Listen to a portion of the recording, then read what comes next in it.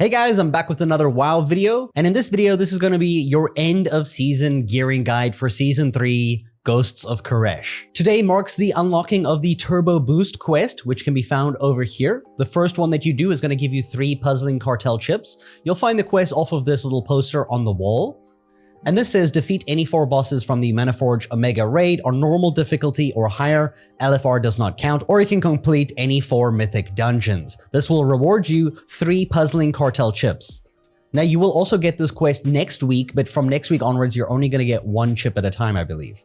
Now with these chips, if you interact with the NPC who is just in front of the pillar over here behind all of these people over here, you should see this vendor over here is going to have for sale a bunch of items that you can go ahead and purchase, like trinkets. If you're looking for specific ones, you can get your different boots, rings, that you can literally buy any of the pieces of gear that you're struggling to get and you just really want to get it. And if you're looking for items that you can get from Mythic Plus, like the trinkets over here, you will have to have done all of the Mythic Plus dungeons in plus 12. This is unfortunately something I haven't focused on. I've just been doing 10s for my weekly vaults. But it's a good incentive to try get 12s across the board if you still want a specific Mythic Plus trinket in Mythic quality, which you'll be able to purchase from this vendor using these puzzling cartel chips. Or it can be like me and be incredibly unlucky or lucky depending on how you perceive it, but in my vaults every single week for the last like 4 weeks, I've pretty much gained a bunch of trinkets and unusable stuff, though I'm probably just going to use this trinket to replace another trinket. I'm still trying to get tier pieces, man. If you recall from a few weeks ago, the mythic items have their tracks moved up to 8 out of 8, which means your mythic items can go up to 730 eye level, the same as what you can get your cloak at.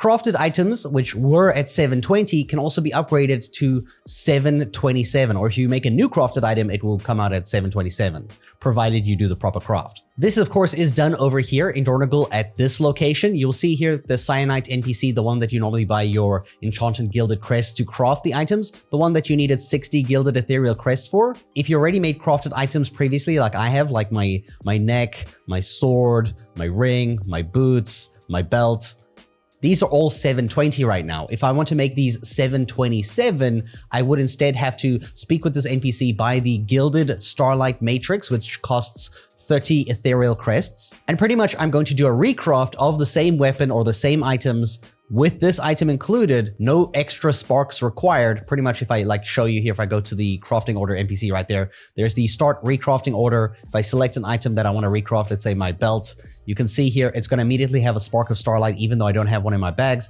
I will, however, have to provide all of the resources again, which is fine. They're not super expensive this time around, but you will have to go this augment beyond option. This one over here, this one at the bottom right, you have to add the Gilded Starlight Matrix, which is going to increase the eye level by 7. So it will take it from 720 to 727. Unfortunately, this is only a guild order or a personal order, so you have to have someone in your guild who can do this, or you have to find somebody in chat who you can send it to as a personal order to their direct name.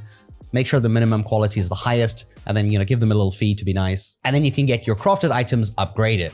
This week's reset also marks the opening of the end of Season 3. What this means is that the Crest Caps no longer have caps. So if I go ahead and I hover over Gilded Ethereal Crest, you can see here my season total earned is 900, but there's no limit.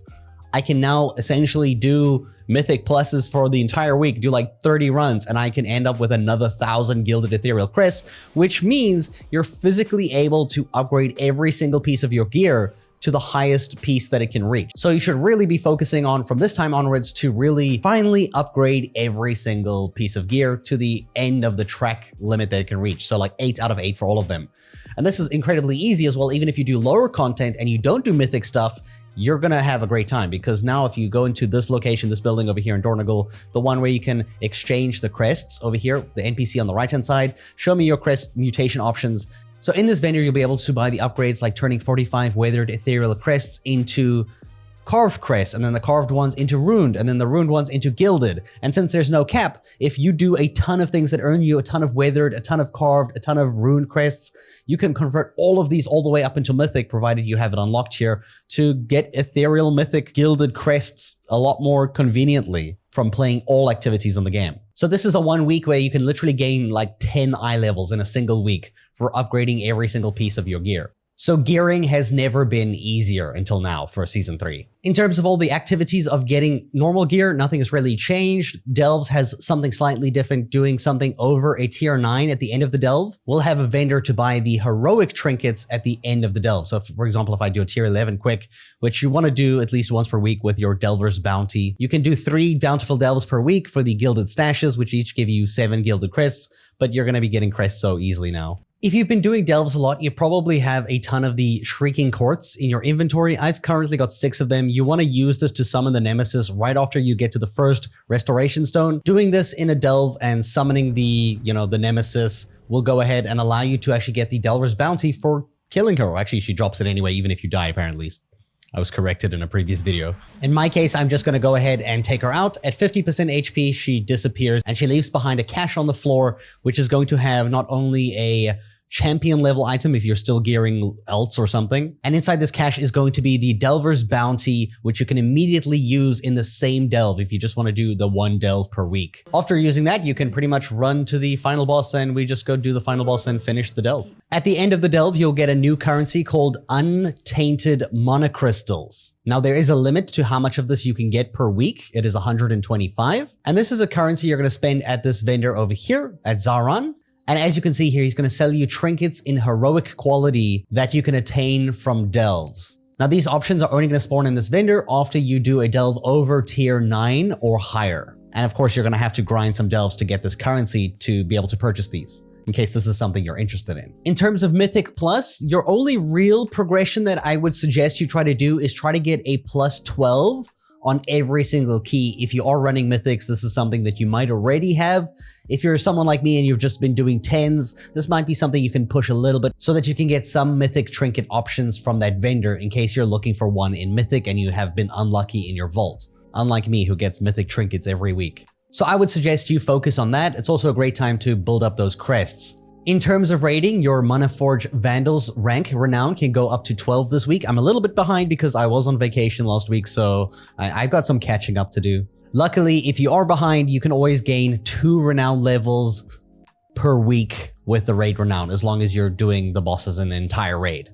So that's the catch-up mechanic. You can always gain 2 renown levels per week. The maximum being 12, which is going to unlock some transmog options at the vendor outside the raid this week. Before we end this video, I do want to remind you that Hallow's End is still active. It's going to be going on until the end of October to the 1st of November. There is a mount available, a new one, though you can still attain the Headless Horseman's mount. For this new mount, you'll open up your dungeon finder every day, go to the Headless Horseman, and you can do this once per day for a chance at the new mount. It also has an increased chance to get the older mount, the one that guy just rode past me. I'll show you now later. But you're going to hit find group.